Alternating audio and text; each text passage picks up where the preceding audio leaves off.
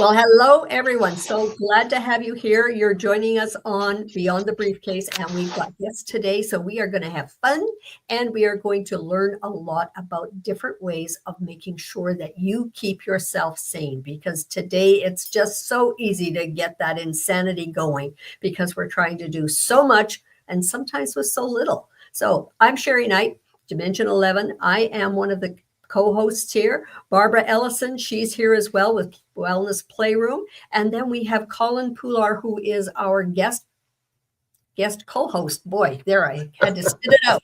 And we have two guests, Shaun Kindopp, and we have Karen Smith with us. So let's start this off. What's Beyond the Briefcase all about? Well, it's about who it is that makes the decisions for us. And of course, we all know that that's on our own head.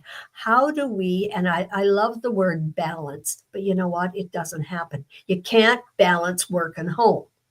What you have to do is figure out how to take the one area and make it happen for you, and then add the other area in. And that's what we're going to talk about today. So first of all, I want to introduce Barbara. Barbara, tell us a little bit about you.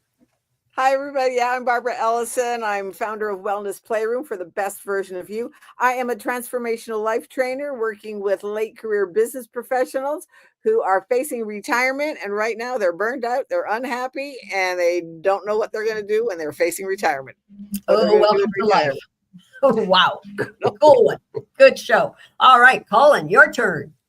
Well, thanks for having me, ladies. I'm Collin Pullar. By day, I'm the president of the Saskatchewan Construction Safety Association, and volunteer in a lot of different spaces. And both the folks I've got with me today are folks that I've met through a lot of those interactions. So really glad to be here.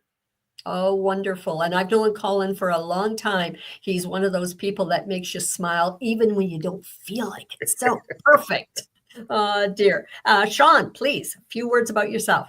Yeah, hi. Thank you very much for having me. I'm Shaun Kindopp. I'm by day, I'm the CEO of Canadian Western Agribition, and by night, I'm Collin's bouncer. But no, as the Agribition, we a lot of us know us as an event organization and rodeo, trade show, livestock. But what we really focus on is international promotion of livestock genetics, which is it's brought us to some cool corners of the world, and excited to be here and talk more about this. I think it's very important. Good show. Glad to have you with us. And Karen. Well, I'm so glad to be here. Thank you, Collin, for thinking of me, for inviting me. I am a recently retired CEO of the Better Business Bureau serving Saskatchewan. And also recently, as of November, mayor of Buena Vista. So it's along the shoreline of Last Mountain Lake. And so some new things in my life, and shedding of a little bit of the old. And just seems my whole life has been transitioning from one thing to another. So Wonderful. Happy to hear. Thank you so much for being here, all of you. And I'm Sherry Knight. Yes, I spend my time working with small businesses in terms of helping them develop. A speaker who's spoken all over the world except Antarctica, and that aspect in terms of helping people look at where their life wants to go. Sometimes it's a challenge and sometimes it's not. But with that, what we are talking about today, what made you want to get into what you're doing now? What's the transition? Because there we go. All of us have had transitions. We've had things happen to us that make us go, oh, this isn't working anymore for me. And it makes a huge difference for us. And unfortunately, I've had more than one transition. Maybe that is fortunate because it takes us to think about what it is that we're doing. I burnt out one time when I walked into the classroom. Walked in, I was a school teacher then. I flipped on the lights and went, I'm done. I have no more energy to give these people, these young people that deserve every ounce of energy that you've got. And it scared the living daylights out of me. I went home that night and went, okay, now what do I do? Because I didn't have time to think about it through the day. This was a dull February day in Saskatchewan where we can have minus 50 degrees. It can be really cold. But the next day I walked in and handed in my resignation, said, I'll be out of here at the end of the year. I can't do this to the kids to leave now, but I need to leave. Can you imagine 30 years later, me being their school teacher? Duh. It happens. And it's pretty sad for those young people who have those teachers. So we all have things that make us change, make us adjust to what's new. So Colin, tell us about you. Well, it's funny that we're having this particular discussion because I was just reflecting on this with a friend last week who's kind of in a bit of a struggle on their own transition. They made a move with their company and thought it was going to be, great. They got there and they realized this is not working. They love the work, but the environment that they moved into wasn't something that was working for them, and they were slowly deteriorating. And a conversation I had with them is, I think they're getting on a good path now, but the conversation was a lot of my own reflections going back, it'd be a dozen years or so ago, being in a situation where I thought I was on a good career path. It was the first kind of executive level opportunity I had, and I really wanted to make it work, but it wasn't working. The environment I stepped into, I was really struggling on how to make that work. And I found the more effort I put in, the sicker I was getting, the harder it was getting to do the job. There was not just dissatisfaction for myself, but there was something that was not going to fit. And I realized I didn't belong there anymore. And the best thing that ever happened was I wrote a letter saying I'm going to leave, and they wrote a letter that maybe this is a good time to leave. and I had my letter in my pocket with the corner of it kind of sticking out underneath my suit jacket. And I walked in the room, and they wanted a conversation. And I thought, let me just keep my letter first, because mine was much nicer, right? Like I thought, what if I say, okay, let's agree to a time that, I'll leave after this period of time. I'll give you lots of notice. And but ultimately, we need this to stop. I had gone through what was becoming health situations that I didn't recognize, stomach aches and pains. And I didn't know what getting knots in your stomach was all about. And that's when I started to learn that. And it wasn't until I actually stepped out of the situation that I felt like the 1,000-pound gorilla was off. I didn't know what I was going to do next, but the 1,000-pound gorilla was off. And in very short order, I would like later that day, I was getting calls from people I'd worked with while I was in that role. And some of them said, you know what, you didn't belong there. We could see from a mile away that you really didn't fit that. That was not your kind of organization. You need to be doing something different. You need to be a CEO. And at that point, I was not thinking that at all. I thought, I just failed. I just failed in my career. Not, the right kind of leadership opportunity, the right place I should be is not there.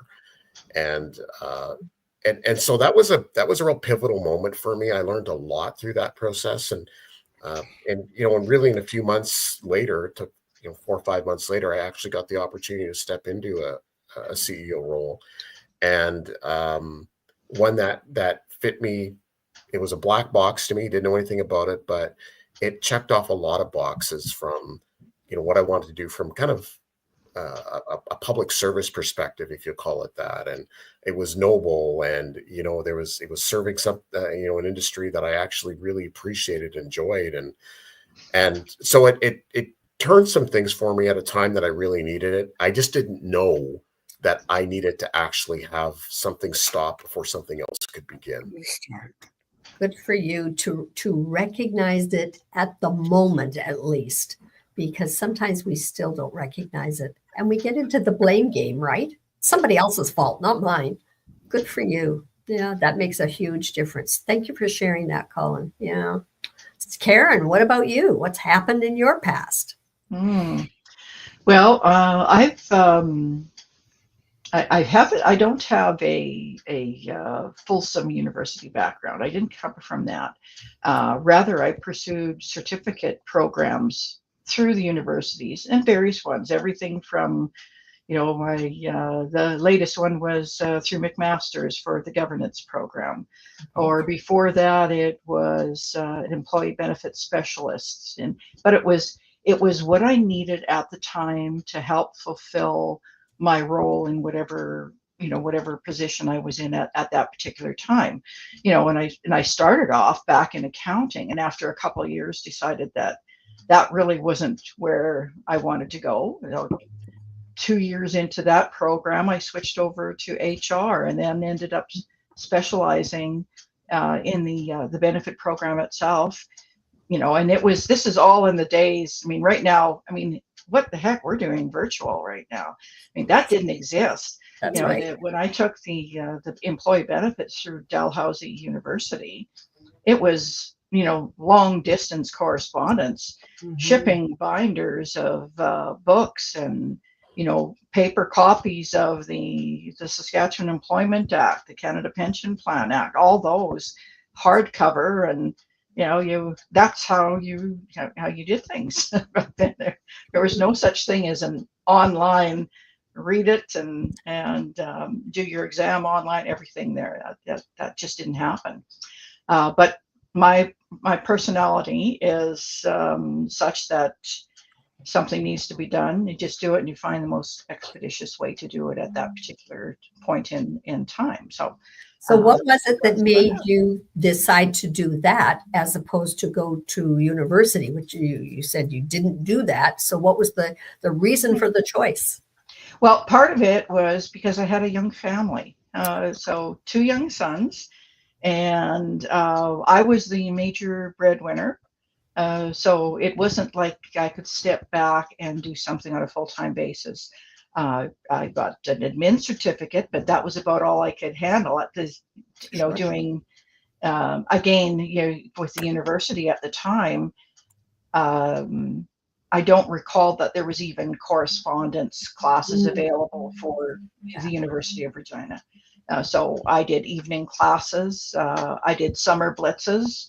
And at one point I was reflecting back in preparation for this webinar and thought about how, 2 young boys, both going to school.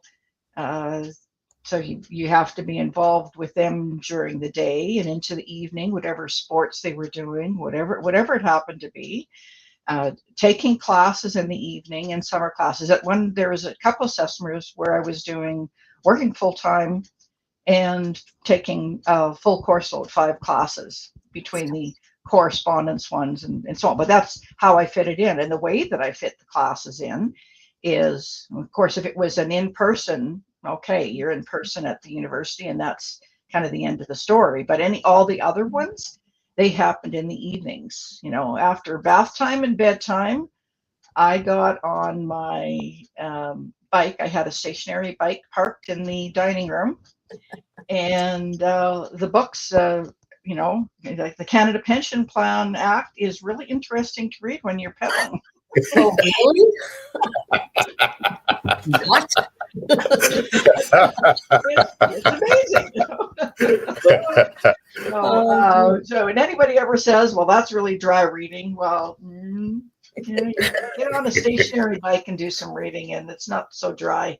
Your brain stays way more active. Oh, what fun. Well, you make me think of when I lived in Newfoundland and I had to do correspondence with the university. My books would not arrive. My assignments would not arrive until after the due date of things. It was, pretty wild. Yeah. When you think about now how easy it is, this is a breeze. Yes, it is. Well, thank you, Karen. I appreciate it. Shaun, we're going to jump over to you. Yeah, no, I'm pretty similar to Karen. I didn't come back from or come from a university background. I had a half-ride scholarship to go down south and play hockey. At that point in my life, when I went down and skated, it was down south.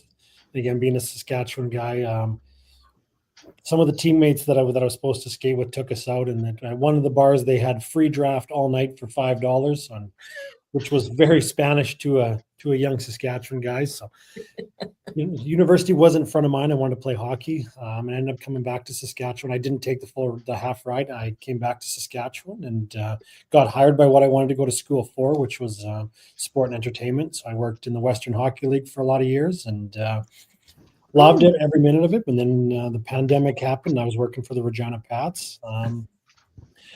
Took a leave and went and started to do something different. So I ran operations for an office supply company. And then again, you always missed the event world. So got back into that. And it's kind of how I met Collin. And, there was always a couple of jobs that I was always keeping my eye open. Agribition was one of them. And the Regina Hotel Association was another. And Agribition position came open. And here we are, just just passionate about leadership, and you've been fortunate to have really good leaders and really bad leaders. So to try and take some of the good and the bad from all of those people. But as you talk about burnout, it's a real thing. So as you've seen some people that you look up to start to burn out, because it's something that I've tried to always stay ahead of, because again, watching people that you care about that are close to you go through that. But again, when they're people that you look up to, and people are just afraid to say they need a break. Especially as we've got cell phones, when you send a message, an email, or a text, they know that you've seen it.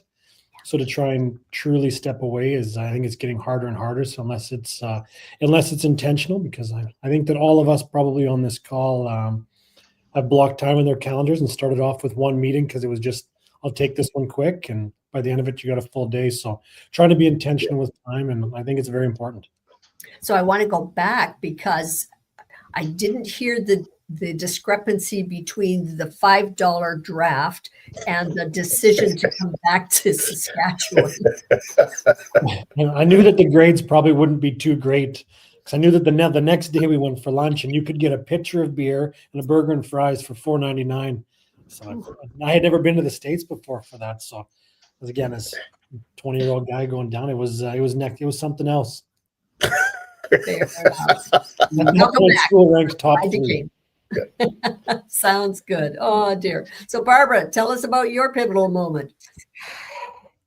Well, it was after when my husband passed away, and it was after the main one, I think, of which is why I'm doing what I'm doing now, was after my husband passed away, and I woke up from my widow's fog and realized in that moment that it was the scariest moment of my life, because I had no idea of who I was outside of all the labels that I had put on myself, of being a daughter, and then being a wife, and then being a mother, and then being a divorced failure, and then being a successful wife again, and then being a grandmother and a business owner, and now I'm a widow. Who's Barbara in all of that? And had no clue. And yet in that moment too, it was kind of liberating. I said, well, there's got to be a way to find out. And that's when I started the journey. So that's why now I work with late career business professionals who are facing retirement, and they have no idea of who they are outside of their job title or their job description. So the circumstances are different, and yet the feelings are the same. And they're waking up to going, oh, yike, what am I going to do? And Collin, what you talked about, your stomach, that's where stress hits.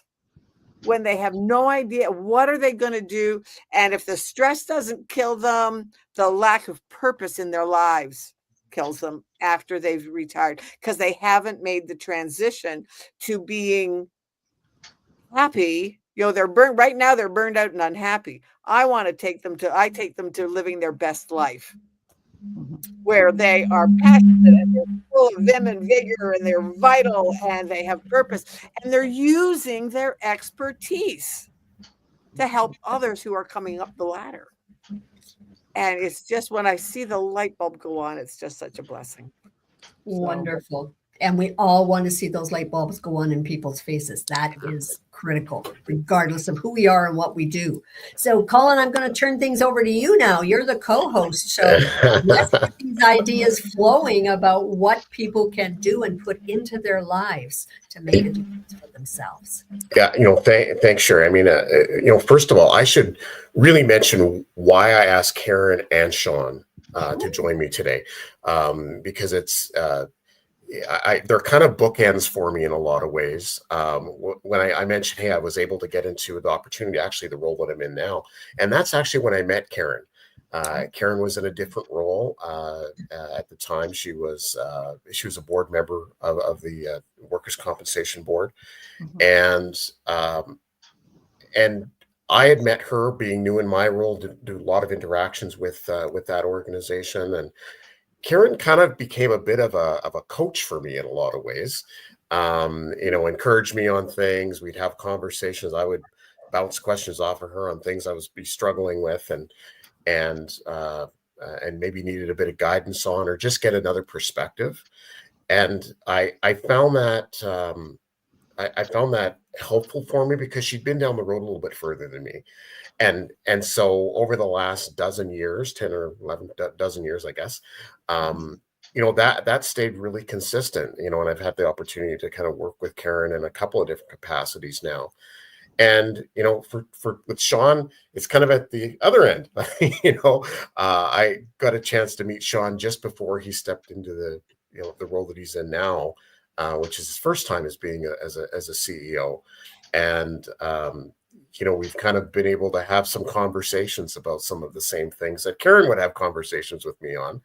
And similarly, helping Shaun get plugged in with a couple of teams of which, he's good, but it's, but he wanted to learn as much as I wanted to learn, and I still want to learn. So, so to me, for both of them, it's kind of a bookend of things for me. And it's allowed me to kind of gain some perspectives on things and where I'm at in my life right now. And a lot of it has been on things like reflecting on, what's really important for me. Right. My career is important, of course, but in relation to everything else, it's really just it's a means to an end. And sometimes that's hard to get. It's taken me a while to get to that point to understand it's a means to an end of maybe some satisfaction ways that I can contribute, whether it be not just to the organization, but to society. And yes, I'm interested in the rewards, but if it's just about the rewards, then it's a lot of the personal satisfaction goes away. Well, you're right about that, because nobody at their deathbed says, I wish I'd spent more time working. Yeah. And fun comes into the space when you can get it. But it also kind of turns my crank to see others kind of grow, not just in their skill sets, but broadly in other areas of their life, whether it be relationship with their kids or the relationships with each other. So a lot of that kind of requires some things that we don't think about when we go to work necessarily, and some of that is, gosh, okay, how do I get balance in my life? I think you've talked about balance early on, and those things don't work out on a hour clock very well, and sometimes they don't necessarily work out in the week very well, but they are critical when we're thinking about seasons in our lives, that everything's got a season that's attached to it. And some of it, hey, we've got some intensity at work we got to deal with, but there's also a period you really got to focus on your family and say, you know what, right now the career kind of needs to just chill for a little bit. I'm not slacking off. I can't give it everything today because something else needs it right now. And and what do I do in terms of personal health and fitness and psychological things? So I'm really curious to get the thoughts of both Karen and Shaun on some of this, because we've had conversations, but it's kind of cool to kind of dive into that. And maybe Shaun, maybe if you want to talk about this first of all, because you're new, you've been a couple 3 years now into being a CEO, and it's a big adjustment for you, and you've got you're young, but it's like, we don't want you to die early kind of thing. So really? Yeah. So, Shaun, you've had some time to reflect on this stuff, because you've come from the sport world, entertainment, and this is the type of job that takes a lot of time out of your life. Yeah, no, I appreciate you not wanting me to die. I think, and from my side, I think, being in, again, I've been in the sport and entertainment industry almost my whole career, and it's a lot of evenings, it's a lot of weekends, like especially as we get closer to November, again, and members of our team, they'll work in the neighborhood of 40 days straight probably, and then as we get closer to the event, they're in the neighborhood of around 120 some hours in 6-7 days. So it's a lot of work leading up. But what I've tried to take from some of the people that I look up to that have experienced that burnout is finding the things that ground me, and again realizing how important it is to not just step away, but as Collin talks about, of taking care of your brain and your body, whether that's a gym or a walk. But for myself, it's knowing when you need that break. And again, I think we all get peopled out. We all do the networkings, and you do the meetings, and you're hosting clients and whatnot, and you're always kind of on. So it's just finding those things for myself that just really ground you. So I've really, try to incorporate like your spouse into that as well. So like even just going for a dinner with my wife and a glass of wine, something that just kind of brings you kind of down, or golfing or going to the gym, or just something. I've been trying to do that before your body says that you need it. So Yeah. as you're starting to feel that, but also taking that, even not just for myself, but to our team, is really celebrating it, especially with the ones that have young kids. You're like, their sons and daughters aren't going to remember the days they worked late, or they will in a negative context.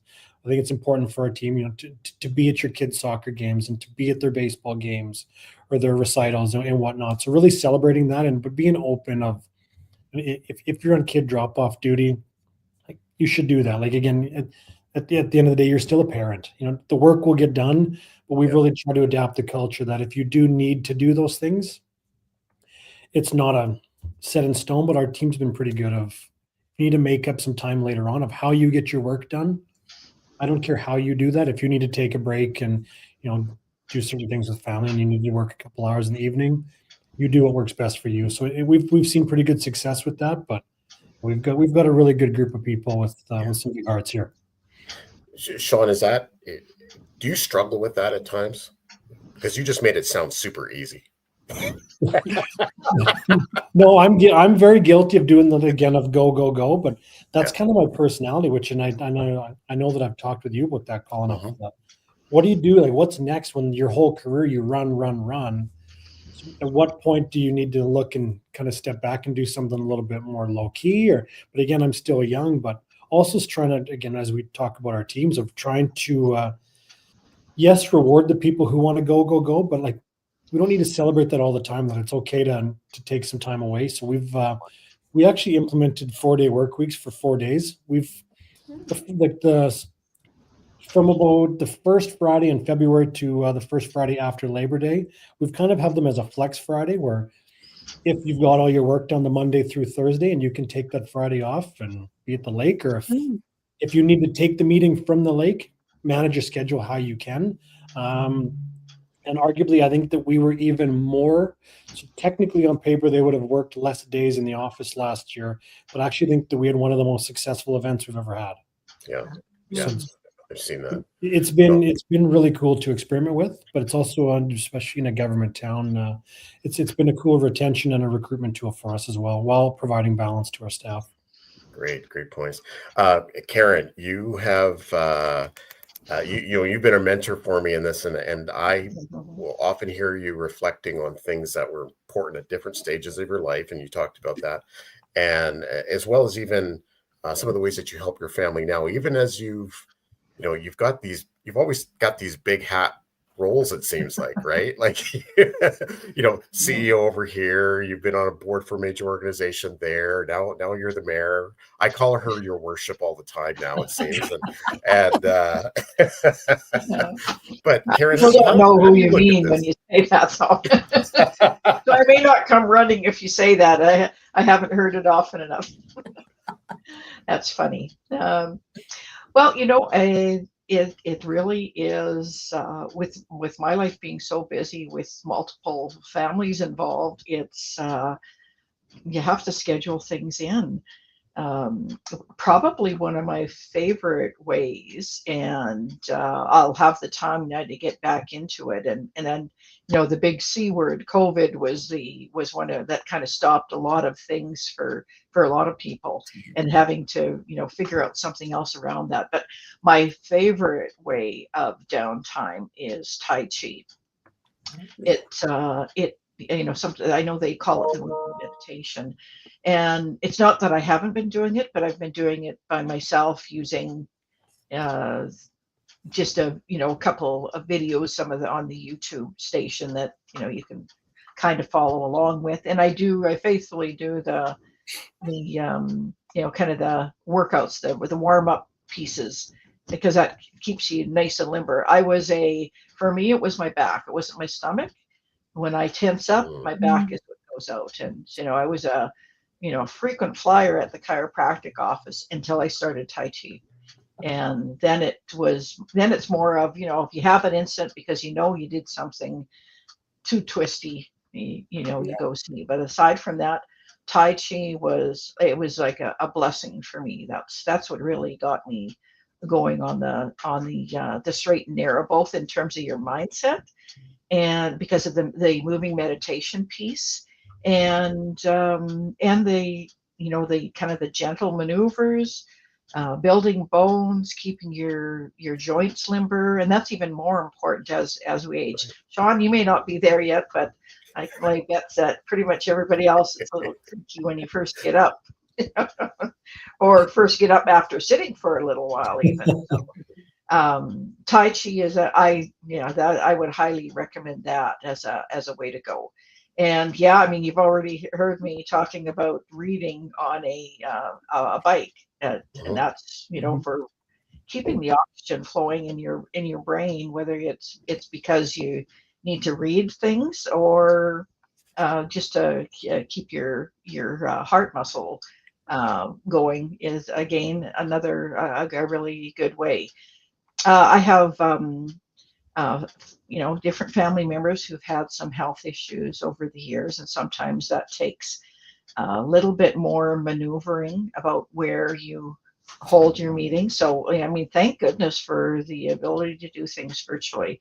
I have been to board meetings, both as when I was the CEO, held them, and really it got started with there because of the vastness of this province, and trying to have board meetings at a nominal cost when people are scattered all over the province was it was cost prohibitive. So we moved to that to keep some of those costs in line. So virtual piece there, still use it. I mean, if I have to be in Winnipeg, I have my youngest son and his family live there, so I will often be in Winnipeg to either help out with things or just to spend some really great family time there too. There's always lots of adventures when you have a couple of teenage grandchildren around. So those and grandchildren are they're a real blessing. I have 3 of them, one close to me, and the other 2 in Winnipeg, and try to do as much as I can with them. Again, you need to schedule it in. If you're busy, you just have to make sure that you do it. Yeah. I'm hearing, sure, you're probably hearing the same themes here coming from both of them, is that being deliberate is really important. And they've answered another question I was going to come up with, that that there is a book that I'd read not too long ago called The Upside of Uncertainty, and one of the key understandings that I was able to get out of the book is that, in roles like Karen's and Shaun's, we're dealing with uncertainty all the time, ambiguous situations, and we're often looked at to make a decision in these environments. But things like COVID have added more uncertainty in the world, and whether it be political strife or tariffs or these kinds of things that do it. But there's a commonality with folks who have learned to figure out how do they navigate that, and it's been often through some daily or weekly rituals that they do, and they stick to them. And for some people, it's every morning they have a bowl of oatmeal. Doesn't matter what it is. For somebody else, it's like, no, I get up every morning and I pray for, or I read, or I make sure I get to the gym every morning, whether I like to be there or not, I'm going. And it gives them some stability in the midst of uncertainty. And so, both of them have just talked about those elements, and so I find that to be a really important thing for myself too, Sherry and Barbara. And I don't know if you has any other thoughts on that as well. Well, habits are so important to us because they allow us to do things without really contemplating, right? Because the more we contemplate, the more we have other things that come into our mind. So that's a really good one in terms of getting organized. For me, it's lists. Now, yes, I actually schedule who is doing what, etc., by my list. And if it's not on the list, I'm sorry, it probably isn't going to get done. So that, Barbara. One of the things that is working for me right now is doing block times.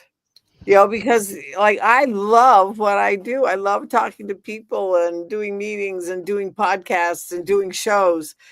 And I got to the point where I was be sitting, and then all of a sudden, oh yeah, Barbara, you haven't moved for 4 hours. You've been sitting in front of your computer. So now one of the things that I'm doing on my days that I am designated as work days, I set it, I go by timers. I set a timer for an hour, focus, one thing.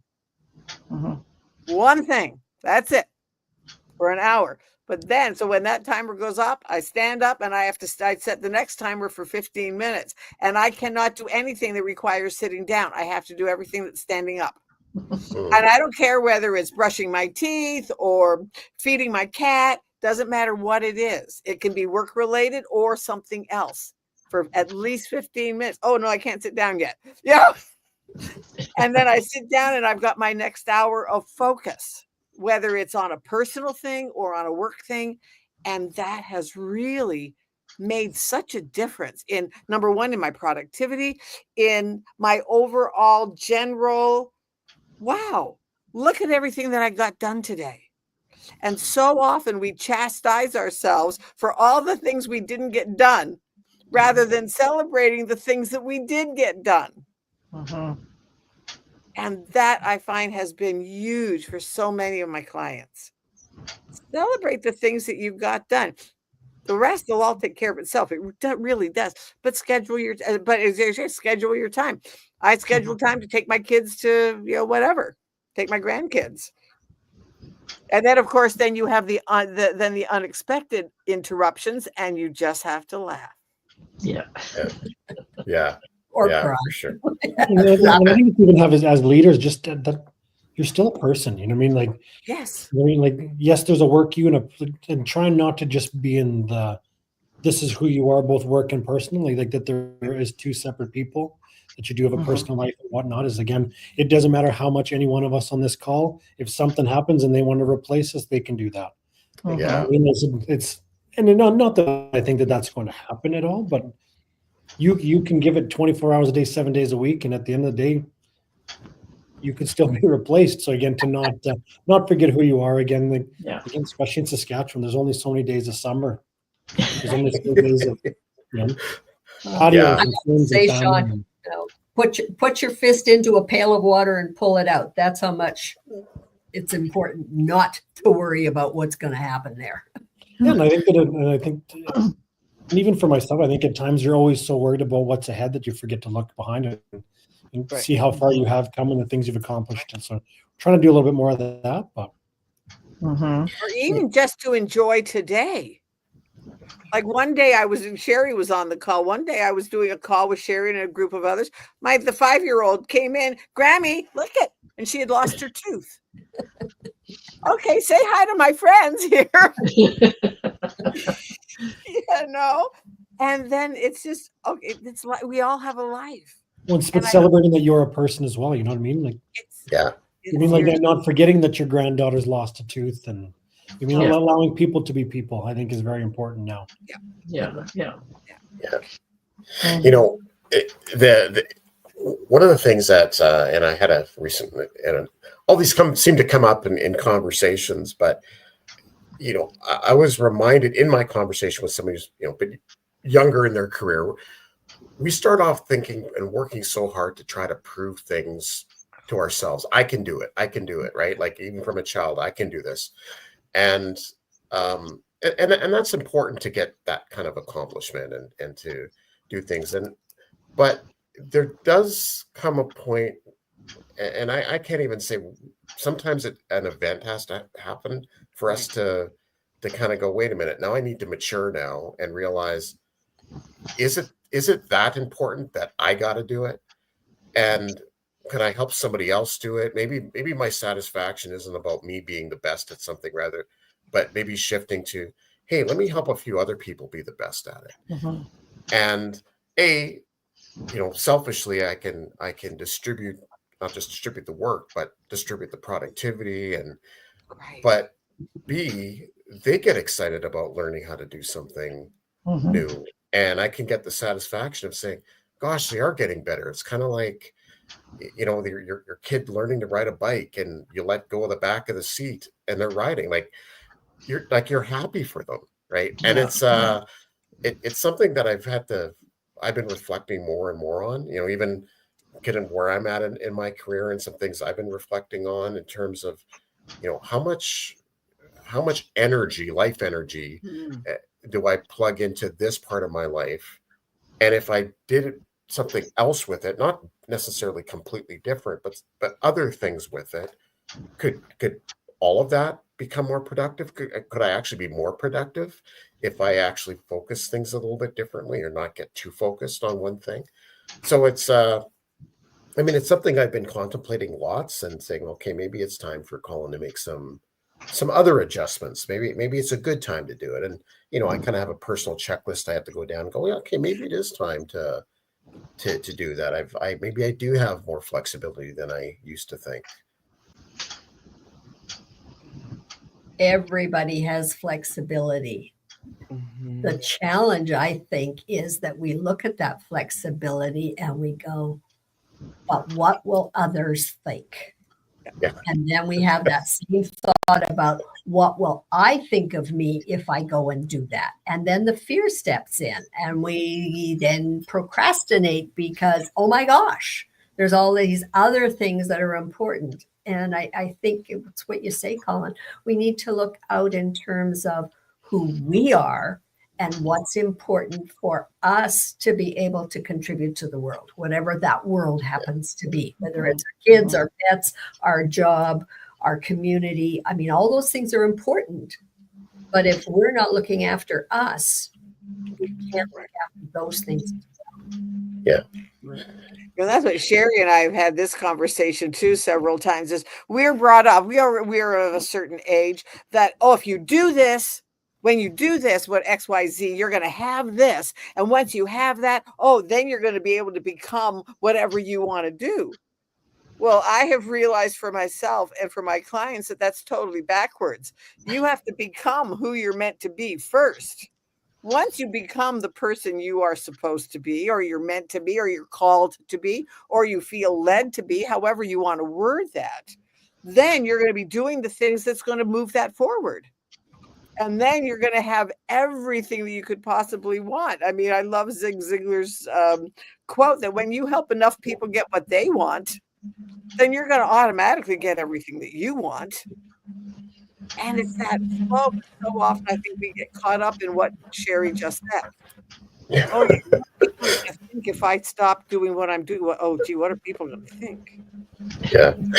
Well, on that point, hey, Shaun, you talked about seeing other people further down the road getting burnt out, literally fried up in their work. Outside of the kind of the visible things that you could see in terms of, maybe their own health or something like that, what do you think are the contributing factors that maybe led to that burnout? Well, and I think that's a great question, because it's kind of what I've also tried to take into my own. Is it was the people who they would go because I'm going to be the hardest worker in the room, and I'm going to work the most hours. I'm going to do the most travel because my team's going to look up to me, because I'll do it. Yeah, we've got this. We're going to put the hours. I'm going to do my emails at 10 o'clock at night because that's a hard worker. And then I'm going to do it all again the next day at 7 in the morning. I'm going to work till 10 o'clock because I'm working hard. And then on top of that, tomorrow I need to catch a flight. So I'm going to be back to and not celebrating the fact. And I think that the people that I had they would celebrate the fact that they were doing the long hours, and they had worked 12 days straight, and they had been on 3 flights. And I think to flip it on the other side of what I've tried to do is be even more transparent with our board. So when you just need a break, to just be transparent. You're going to call me, but I'm going to be offline. I'm going to try and take a day. I just need a day to just recharge, instead of just saying, well, because what we had done previous is you'd go, I'm going to take a day, but I'm available. Reach out if you need anything. And again, all of our staff do it as well. Yep, I've got my phone, I've got my email. Well, if you're with your family or your kids, I don't need you to have your phone or your email. Pass your work off, hand it off to somebody, or it can be done tomorrow or after the weekend. Take some time, recharge. I think we've all on this call would have done it, because you're trying to move up and you're trying to be recognized, and you want a promotion or you want that new job, that you're putting in all of the extra hours for. And again, at times you need to do that, but again, the evenings, the weekends, the holidays, and Yeah. I'm glad I got that. You're talking the exact same early symptoms that I think almost all of us have gotten into. And, I used to pride myself on, hey, 3-4 nights a week, I was at every event all the time. Like you said, always available. You want to seem like you want to be available. You want to be helpful. You want to be viewed as looking like you're working hard. But it wasn't until you have the crash and finally someone says to you something stupid like, oh, you need to take care of yourself. And now you're trying to figure out, well, what does that look like? Yeah. Right. and so that's the, I've had a couple of near misses from that burnout thing that we just talked about. And then so I'm like, okay, well, now that I've had this near miss, let me just take a step back and think about this. And is there something I could do different? And if you're honest with your board, like you have, and I've had these honest discussions with my board, it's amazing how many of them will honestly say, well, Collin, I think you work too much. And part of me is like, why didn't you say that before? But I'm glad you're telling me now. Right. And now we got to figure, okay, what can I do with that? So I still have the satisfaction of, hey, I like putting a hard day's work in. And maybe at the end of the day, I got my tongue hanging out because I'm like a hardworking dog. However, I'm going to come back rested. I need to go and take that. Thankfully, I had somebody that shut off my email for a little while, so I couldn't use my phone email. And it was like, what? That was the best 2 weeks I had. I'd never taken 2 weeks off in a row. And it's like, that was the best 2 weeks that my phone didn't work. And so, yeah. And odds are that there's got to be someone in your organization, whether that's board or staff, that can cover for you. And if not, there's bigger gaps. And we're not doing brain surgery. 100%. Yeah. Like Karen, you've seen this with CEOs. You've been on so many boards, and you've worked with CEOs. Where do you see folks that have gotten in that trap, and how did they get out of it? Well, and part of this is the planning piece, and not necessarily that the individual sees that they need to do the planning piece, but sometimes you're in organizations that, in fact, it isn't smooth running. You might have got in the door and expected it to look like one thing, but you've got one heck of a mess on your hand that needs fixing in a very short time frame to do it.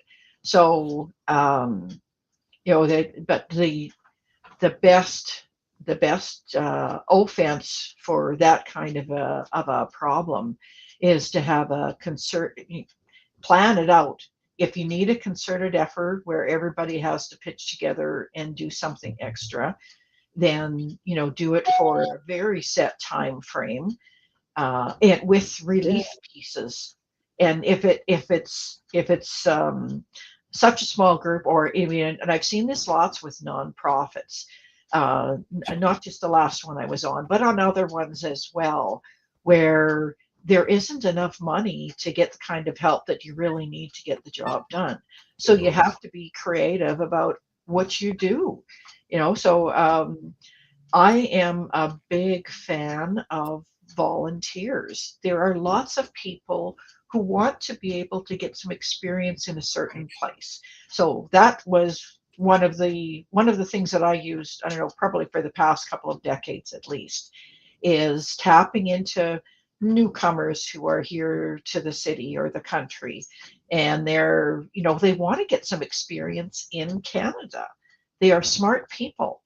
I have met some great friends that way that are still my friends, because they came in through that way of or I'm in between jobs and I need to be able to feel useful. You have something I can do.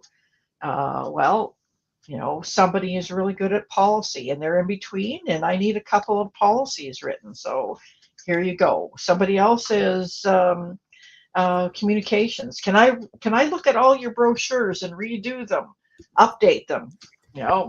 Absolutely. And they can now say that they worked for this company. I will give them a recommendation. Oh, okay. They're using volunteers. It helps them and it helps me, and it gets the job done. Right.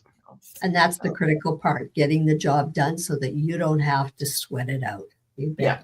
Right. Well, as we start to wrap up, I would love to hear the last little tidbits of what everybody's got in terms of ideas for others to be able to step into. And I've got fur all over my face. Collin, what's the last little idea that you've got for our listeners? Yeah, I think being deliberate about what's important, identifying what's important in your life, and be deliberate about carving those things out, and making those things your daily rituals or weekly rituals or monthly rituals. Those are critical. Those will give you the foundation to deal with a lot of the chaos that happens day to day or month to month in your life. Fabulous. Yes. Yeah. Yes. Be deliberate. Amazing. Dear. Shaun. Yeah, same as Collin, but again, you need to take care of yourself. Nobody else is going to take care of you but you. So if you don't block the time off, there's not very many people who are going to step in and say, you should probably take a couple of days off and recharge your batteries. Everybody's busy, so just take care of yourself. Very, very true. Karen. Mm-hmm. Well, I'm going to throw in have some patience and resilience. Because if you have that deliberate plan in place, it will happen. Even if somewhere along the lane it doesn't go smooth and you need to take a little sidestep, you still have that plan. And you can get back on track again, and have patience. If you want it, it will happen. You can make it happen. Well, and I like you saying the patience aspect, because the one person we often don't have patience with is ourselves.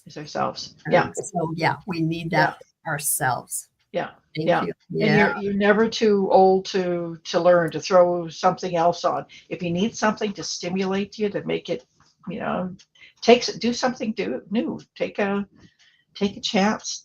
Take a course at something that you've always wanted to learn. Good one. Good one. Oh boy. So Barbara, what's your ideas? I think one of the biggest thing is, like we talked about, celebrate the things that you are and let go of the things that you're not. And in that, schedule playtime. Schedule playtime for whatever that means to you. Because we've all talked about it, self-care. And self-care is not selfish. They always talk about the airplanes. Put on your own oxygen mask before you try to help somebody else. None of us can give from an empty cup. So fill your cup, and lots of times, just that thing that makes your heart sing. I think that's very, very true. And for my last little idea, I would think, get a pet. I mean, Columbus is here. He's been bothering us all morning. He was trying to eat the tulips, which are very toxic to cats. So sorry I had to get up and get him. But that element about having something else is very important. And all of us are here because we like people. Not everybody likes people, but we all need people. So find that person that you can give the phone call to or the Zoom call to and say, a rotten day. Those kinds of things make a huge difference for us, just to be able to vent at times. So take that into consideration. Folks, you've been absolutely amazing. Collin, thank you for bringing these wonderful people to us today. I thank them both for joining. It's made a really good conversation. I really appreciate them both. You bet. And one of the things from Sherry and I, number one, thank you so much for coming. Also, if you like this format, though, feel free to reach out to Sherry. Her email is on the screen there. And whether you're listening here live or you're listening to the replay, reach out to us. You can do the same thing that Collin just did. He brought on a panel of people to talk about the same subject, because I truly believe that this is a subject that we need to talk more about, is having that balance between work and life and just not getting crazy, as Sherry says. So reach out to us. If you want to become one of our co-hosts, just reach out, let us know. We'll set it up for you. Sherry does all the hosting kind of thing, and I do the production part. So it's a great teamwork, and it's fun to do. So didn't everybody have fun right now? Yep. Loved it. So absolutely. So if that's you, reach out to us, let us know, and we will see you next time. Have a great day. Bye, everybody. Bye-bye. Great. Thank you. Thanks, everybody.